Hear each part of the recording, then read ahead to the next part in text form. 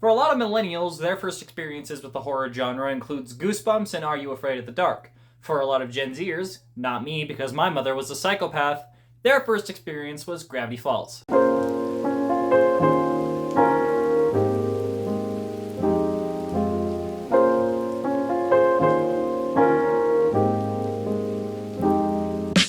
Gravity Falls, created by Alex Hirsch, aired its first episode on June 15, 2012 on Disney Channel. It ran for 2 seasons, concluding on February 15, 2016. Season 1 has 20 episodes, while Season 2 has 21. And recently, the popularity of Gravity Falls has been coming back up because of the Book of Bill, a supplementary piece to the lore of Gravity Falls. So I figured I'd rewatch the first season and see if it still holds up, if my more quote-unquote mature 20-year-old brain has any other opinions about it. Episode 1, Tourist Trapped. These goobers are Dipper and Mabel. Their parents sent them out to live with their great uncle Stan in Gravity Falls, Oregon. Their uncle runs a tourist trap called the Mystery Shack, where Dipper and Mabel not only work at, but also live. There's also Wendy and Seuss, 2 employees of the Mystery Shack. They do not also live there. Stan tells Dipper to go into the woods to hang up some signs. There in a secret bunker-like space, Dipper finds a mysterious journal. A leather-bound book, with a golden 6-fingered hand on the cover. The letter 3 written on it. The journal reveals all sorts of truths about Gravity Falls to Dipper, like supernatural forces, creatures, and even possibly demons. Meanwhile, Mabel gets herself a date, but when he comes to pick her up, he's a bit weird. Sup? Hey, how's it hanging? After researching a bit, Dipper determines Mabel's new boyfriend, Norman, to be a zombie. But he needs proof. He watches them for a bit and tries to warn Mabel, but she ignores his pleas. Norman and I are going on a date at 5 o'clock, and I'm gonna be adorable, and he's gonna be dreamy. Wait, and I'm not gonna let you ruin it with one of your crazy conspiracies. Dipper thinks he may be crazy, but he notices something while he's reviewing footage. Paranoid sometimes and... Wait, what? All right, just don't freak out, okay? Just keep an open mind. Be cool.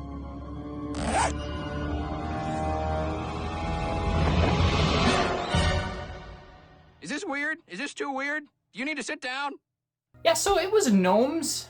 They stacked up like children trying to buy alcohol, and now they want to marry Mabel. Disgusting. Dipper rescues Mabel, and the gnomes construct themselves into a giant mech to chase them. What? In the end, Mabel tricks the head gnome, Jeff, and saves the day through leaf blower. Dipper gets his iconic hat, and Mabel gets her iconic grappling hook. Overall, an entertaining first episode, a simple start to the series that's already setting up questions we want answered. Where are the other journals? Who's the author of the journals? And more importantly, what the hell is Stan hiding? Episode 2, The Legend of the Gobblewonker. Now who wants to put on some blindfolds and get into my car? Yay! Wait, what? Stan takes Dipper and Mabel to go fishing for a family fun day, but the twins are more intrigued by the ramblings of one old man McGucket. He's important later. He rants about seeing the Gobblewonker, a Nessie Lake creature, which I can most definitely imagine a small town like Gravity Falls having a local legend like that. The twins want to find the creature and take its picture for a contest they saw in the paper earlier that day. Seuss also happens to be at the lake, so they go with him to hunt the monster instead of fishing with Stan. Ah, poor Stan. He genuinely wanted to hang out with his grandkids. But at the same time, yeah, I would also choose Seuss. So while Grunkle Stan is busy being sad, the trio makes their way to Bud Island to look for the Gobblewonker. All these names are so stupid. Shenanigans ensue, and Dipper thinks the quest is for nothing. Until...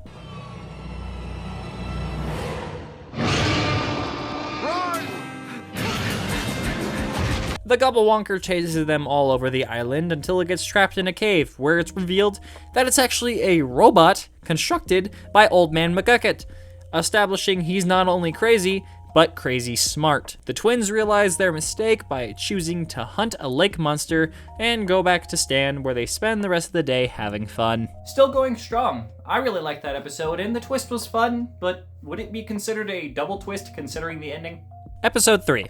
Headhunters. Seuss finds a hidden room in the Mystery Shack that holds wax figures that used to be an exhibit for the tourist trap. And now for my personal favorite, Wax Abraham Lincoln. Right over. Oh no! Come on! Who left the blinds open? Wax John Wilkes Booth, I'm looking in your direction. So now Mabel needs to carve something out of wax. But what? Have you seen my pants? Wax Stan is unveiled and then later beheaded. The crime is reported, and of course the cops are no help. So now Dipper and Mabel must solve the mystery. They find an axe at the crime scene, so they go question Manly Dan, the lumberjack, father of Wendy, actually. He says the axe is left-handed and he's right-handed. The manly hand. I too use my right hand for very manly things, such as jacking off. They interrogate all the suspects and they're all right-handed except for one, but he has a motive. Finally, we can be alone. Cardboard cutout of female news reporter Chandra Jimenez. A really weird and just ew. Those cops were right about me. Dipper, we've come so far. We can't give up now. But I considered everything. The weapon, the motive, the clues. Wax Stan's shoe has a hole in it. All the wax guys have that. It's where the pole thingy attaches to their stand dealies. Wait a minute. What has holes in its shoes and no fingerprints?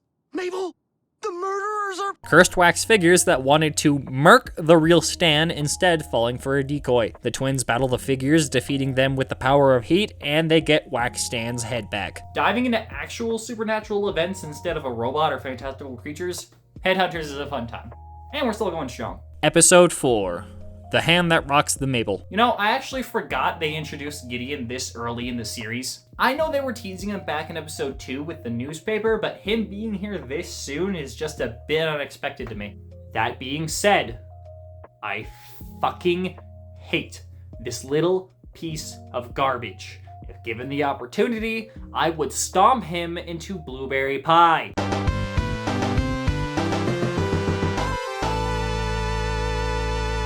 New scam artist is in town, Little Gideon, and he begins fancying Mabel. Mabel doesn't fancy him back, and she doesn't know how to break up with Gideon officially, so Dipper does it for her, and this makes Gideon a bit upset, thinking Dipper is trying to sabotage the relationship. Dipper Pines, you don't know what you've done.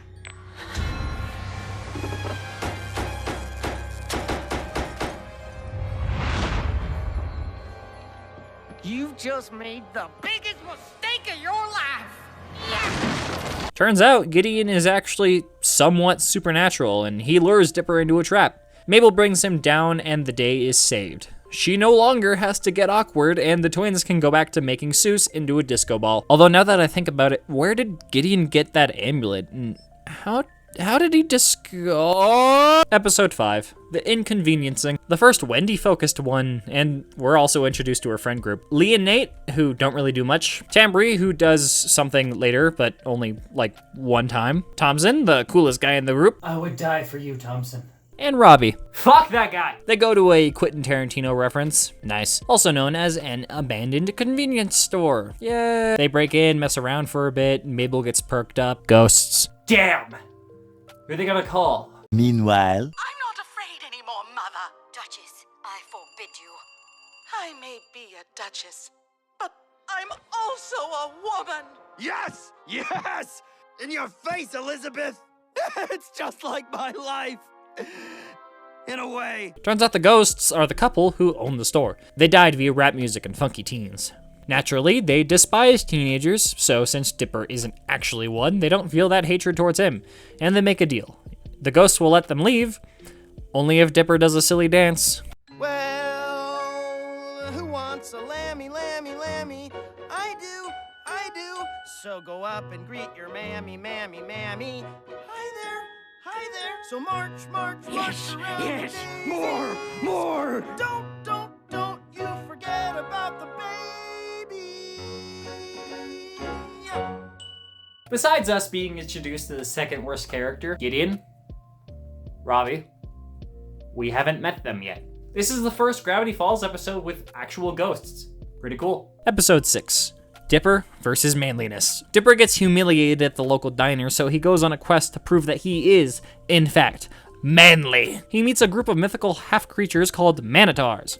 They're half man, half tar. And while he was doing that, Mabel was attempting to get Stan together with Lazy Susan, the owner of the diner. Back to Dipper, after some convincing, they teach him the ways of, quote-unquote, the man. But to really be a man, he has to kill the multi-bear. You listen to Icelandic pop group Baba? I love Baba. I thought I was the only one. All the Manitors make fun of me because I know all the words to the song Disco Girl. Oh, you mean Disco Girl? Coming through, that girl is you. Ooh, ooh, ooh, ooh. Dipper stands up to the Manitars, they kind of just laugh at him and leave.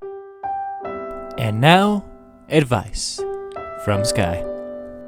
Manliness isn't defined by having huge muscles, a shit ton of body hair, or having the most testosterone-packed body of them all. It's about your actions, taking responsibility for yourself, and being a good person. That's 1,000 times more manly than someone who hits the gym every day of the week. This has been advice from Sky. This episode wasn't bad, I just didn't like it as much as I did the others. Episode 7, Double Dipper. Stan's setting up a party to attract the youth of Gravity Falls, and the twins are instructed to copy a flyer with an old copier in Stan's office. Success! Look!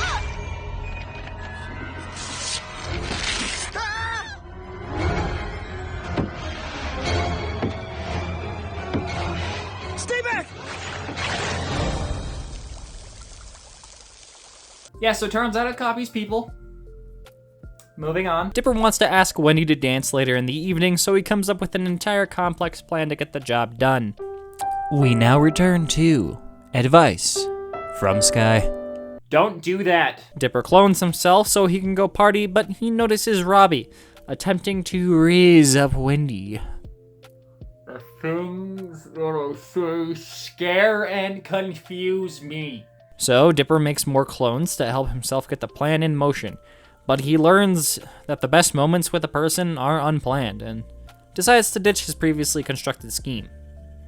Yeah, his clones don't like that. Switching main characters, and Mabel meets Candy and Brenda, two reoccurring side characters we'll see often later on. Oh yeah, and we also meet Pacifica Northwest. In the early seasons, she is the most insufferable, stuck-up, snotty brat. Which is honestly what they were going for, so good job. Her and Mabel get into a competition Zeus is putting on, because he's the DJ at the party. Dipper murders his clones, based. Then he sees Wendy hanging out with Robbie, so he believes he missed his chance to dance with her. And Mabel doesn't win the crown either, so in the end, both the twins lost. But Dipper learns that he needs to be less uptight, micromanaging, something. Mabel meets some genuinely cool people, so overall, it's okay. Episode 8, Irrational Treasure. It's Pioneer Day in the town of Gravity Falls, and the twins aim to uncover a town conspiracy when attempting to bring down Pacifica and her ego. And it turns out Gravity Falls wasn't founded by her great-great-grandfather, but rather the 8.5th President of the United States. President Sir Lord Quentin Tremblay III, Esquire, who encased himself in peanut metal to attempt to live forever. Alrighty, everyone, I'll see you later. You're not gonna try that, are you? What? No, come on, no. Yes. This episode was good, but let's be honest, the be yourself message has been done by like every other kid show. Episode 9, The Time Traveler's Pig. I remember a while ago seeing someone online saying this episode is where they started hating Mabel because she was being selfish. Both of them were being selfish. They're 12. The episode itself starts with Stan setting up a fair, and we meet this guy. I'll explain him later. Dipper is hanging out with Wendy at the fair. Dipper. Your obsession with this woman who is 3 years older than you, I understand. I do.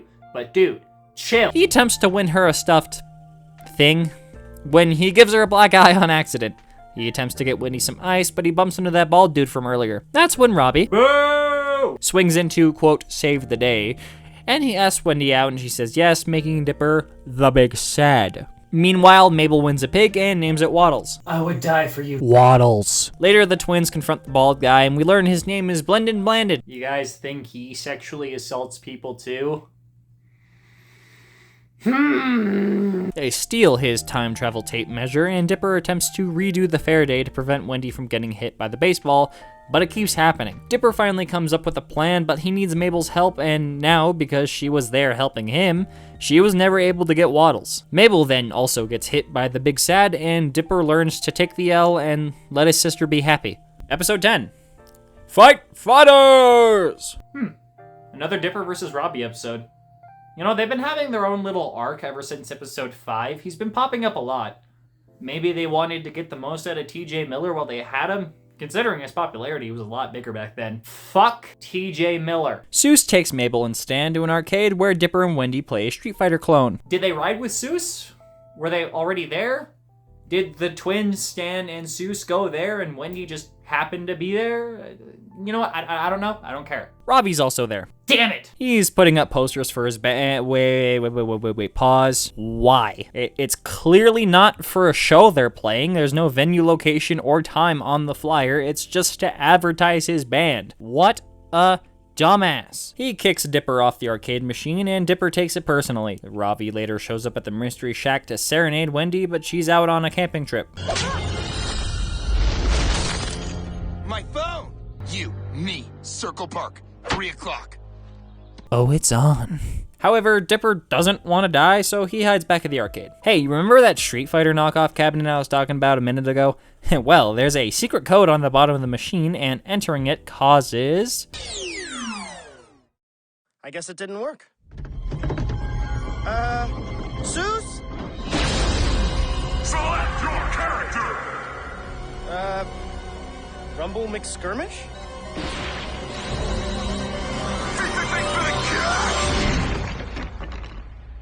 Here's a piece of advice for you. If an arcade machine spawns in a character from a fighting game, you probably shouldn't use that character as a bodyguard. That's what Dipper does, and Rumble McSkirmish almost kills Robbie.